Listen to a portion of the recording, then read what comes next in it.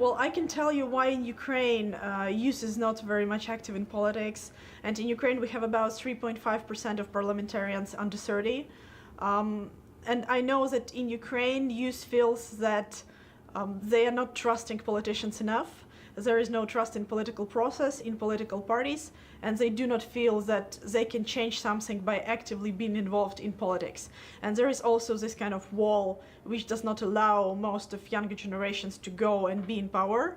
And they don't really want to. Even after the Revolution of Dignity, when we had in 2014 the protest on Maidan, a lot of young people have fought, have been killed, have been wounded, but they still did not come to elections, and they still didn't want to elect a politician because they did not feel that, somebody would represent them as they want to do it.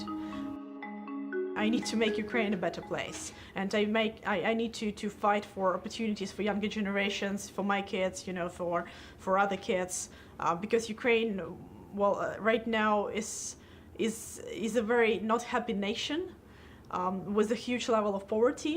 And we need to do reforms very fast to change it very fast. And that's when I felt that if I will not do it, and if I will leave the country, then thousands of other Ukrainians will do the same. And I will not forgive myself if I will not try. Well, I'm very lucky because my party, where I come from, it's a Batkivshina party. We have about 50% of young people and experienced people, and also the leader of my party is a woman who has been the only prime minister of Ukraine for a long time.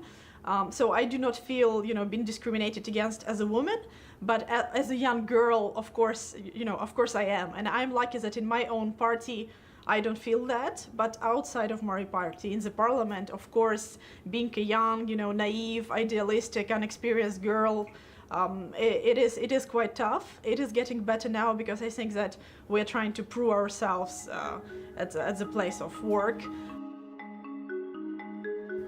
Well, first of all, because I think the people of younger generation of Ukraine are the ones who make the change right now, who are paying the taxes, who done the revolution of dignity, who fought for independence of Ukraine and sovereignty, and are fighting the war right now between Ukraine and our neighbor, Russia. And second, well, if you're an experienced old MP who's been there for a number of years, Ukraine is not doing very well. So you didn't do a very good job, I'm very sorry to say. And I think that we need to prove to everybody in the country that politics can be done differently, that there are new ways of politics and the old ways do not work anymore. And we need to try something new, we need to try new approaches, new strategies. We need to be very engaged with the European community, with the international community. And I think this is what we can offer as a younger generation in politics. But the main line is that politics can be done differently as it was done for 25 years in Ukraine. Basically, because of the authoritarian regime, the media, the mainstream media was controlled by people in power and by the president. So people didn't feel that they can see truthful news and truthful information, so they would go to Facebook, to Twitter, to blogs, etc., etc. And it was actually one of the first Facebook posts from my colleague, who is now also an MP, Mustafa Nayem, that started Euromaidan and started the Revolution of Dignity once he posted on Facebook that, well, it's enough, and you take hot tea and hot coats and you come to Maidan.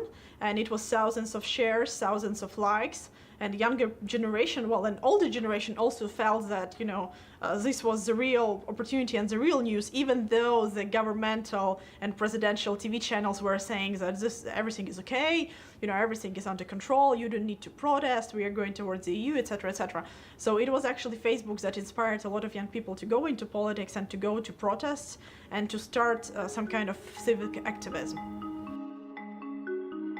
I think it was Churchill who said that I'm an optimist because there is no point of being anything else in politics, pretty much. I'm very hopeful. Again, I am very idealistic, but again, I'm young and I have to be.